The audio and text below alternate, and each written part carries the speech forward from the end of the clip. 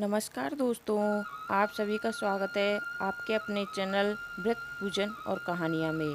मैं आज आपको कजरी तीज की कथा सुनाने जा रही हूँ। अभी तक आपने मेरे चैनल को सब्सक्राइब नहीं किया है तो मेरे चैनल को सब्सक्राइब करें। कजरी तीज के दिन माँ पार्वती और शिव जी की पूजा करने से अखंड सौभाग्य का आशीर्वाद प्राप्त होता है, साथ ही सुख समृद्धि की प्राप्ति होती है। इस दिन पूजा के दौरान कजरी तीज की व्रत कथा का श्रवण या पठन जरूर करना चाहिए, तभी यह पूजा पूर्ण मानी जाती है। भाद्रपद मास में कृष्ण पक्ष की तृतीया तिथि को कजरी तीज मनाई जाती है। इस साल कजरी तीज का त्यौहार 2 सितंबर 2023 यानी कि आज है। यह पर्व सुहागिन महिलाओं के लिए बहुत खास होता है। सुहागिन महिलाएं इस दिन अपने पति की लंबी उम्र के लिए व्रत रखती हैं। कजरी तीज के दिन भगवान शिव और माता पार्वती की पूजा की जाती है। मान्यता है कि इस दिन माँ पार्वती और शिव जी की पूजा करने से अखंड सौभाग्य का आशीर्वाद प्राप्त होता है, साथ ही सुख समृद्धि की प्राप्ति के साथ सभी मनोकामनाएं पूरी होती हैं।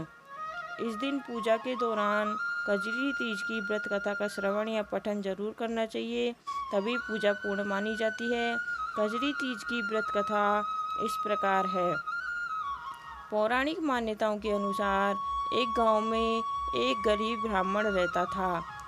उसके साथ उसकी पत्नी ब्राह्मणी भी रहती थी। ब्राह्मण की पत्नी ने भाद्रपद के महीने की कजरी तीज का व्रत किया। उसने अपने पति यानी ब्राह्मण से कहा कि उसने तीज माता का व्रत रखा है, उसे चने का सत्तू चाहिए, कहीं से ले आओ। ब्राह्मण ने ब्राह्मणी से बोला कि वो सत्तू कहाँ से लाएगा। इस पर ब्राह्मणी ने कहा उसे सत्तू चाहिए, चाहे फिर वो चोरी करे या डाका डाले, लेकिन उसके लिए सत्तू लेकर आए। रात का समय था। ब्राह्मण घर से निकलकर साहूकार की दुकान में घुस गया। उसने साहूकार की दुकान से चने की दाल, घी, शक्कर लिया और 1.25 किलो तोल लिया। फिर इन सब से सत्तू बना लिया। जैसे ही वो जाने लगा, वैसे ही आवाज़ सुनकर दुकान के सभी नौकर जाग गए। सभी जोर जोर से चिल्लाने लगे। इतने में साहूकार आया और ब्राह्मण को पकड़ लिया। ब्राह्मण ने कहा कि वो चोर नहीं है, वो एक गरीब ब्राह्मण है।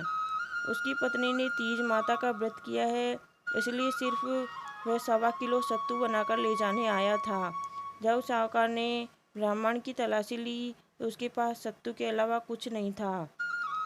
उधर चांद निकल आया और ब्राह्मणी सत्तू का इंतजार कर रही थी। साहूकार ने ब्राह्मण से कहा कि आज उसकी पत्नी को धर्म बहन मनाएगा।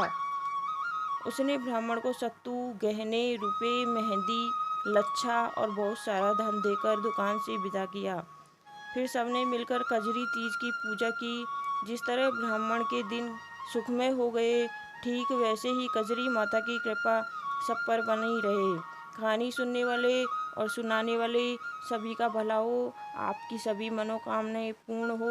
अगर आपको मेरी कहानी अच्छी लगी हो तो मुझे सब्सक्राइब करें और कहानी को शेयर करें। धन्यवाद। आपका दिन शुभ हो।